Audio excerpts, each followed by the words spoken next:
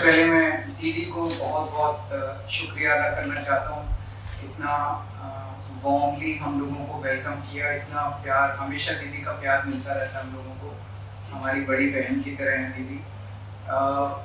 आज कलकत्ता मेरा इसलिए आना हुआ क्योंकि आप सब लोग जानते हैं जब हमारी 2015 में सरकार बनी थी पहली बार दिल्ली में, जैसी हमारी सरकार बनी इन लोगों ने नोटिफिकेशन, केंद्र सरकार ने नोटिफिकेशन पास करके, एक नोटिफिकेशन, सिंपल नोटिफिकेशन पास करके दिल्ली की चुनी हुई सरकार की सारी पावर्स छीन ली कि हम किसी ऑफिसर की ट्रांसफर पोस्टिंग नहीं कर सकते, अगर कोई ऑफिसर गलत काम करे तो हम उसकी डिसिप्लिनरी प्रोसीडिंग नहीं कर सकते, ये सारी पावर हमसे छीन ली।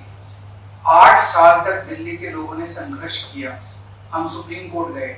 8 साल के संघर्ष के बाद सुप्रीम कोर्ट ने हमारे पक्ष में ऑर्डर किया, दिल्ली की जनता जीत गई। लेकिन जैसे ही ऑर्डर आया सुप्रीम कोर्ट का, 1 हफ्ते के बाद इन्होंने ऑर्डिनेंस लाके जो सुप्रीम कोर्ट का ऑर्डर था उसको उन्होंने पलट दिया, और उस दिन पलटा जिस दिन सुप्रीम कोर्ट वेकेशन पे जा रहा था। इसका मतलब इनके दिल में काला था, इन्हें पता था कि अगर सुप्रीम कोर्ट होता तो अगले दिन उसके ऊपर स्टे लग गया था, तो इनका ऑर्डिनेंस गलत है।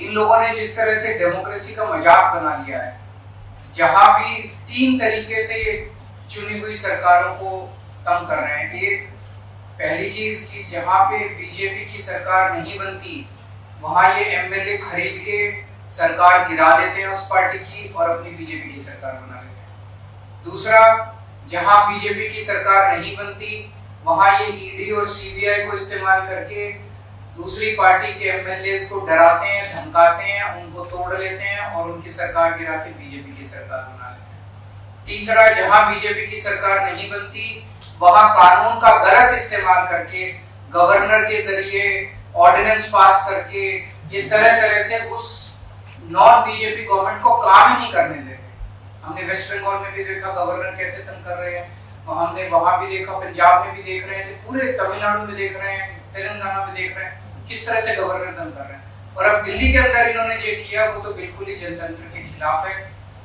एक तरह से ये बोल रहे हैं कि हम सुप्रीम कोर्ट को भी नहीं मानते, तो ये इनको बहुत ज्यादा अहंकार हो गया है, और अहंकार जब हो जाता है आदमी को तो फिर वो बहुत स्वार्थी हो जाता है, फिर वो देश के बारे में नहीं सोचता।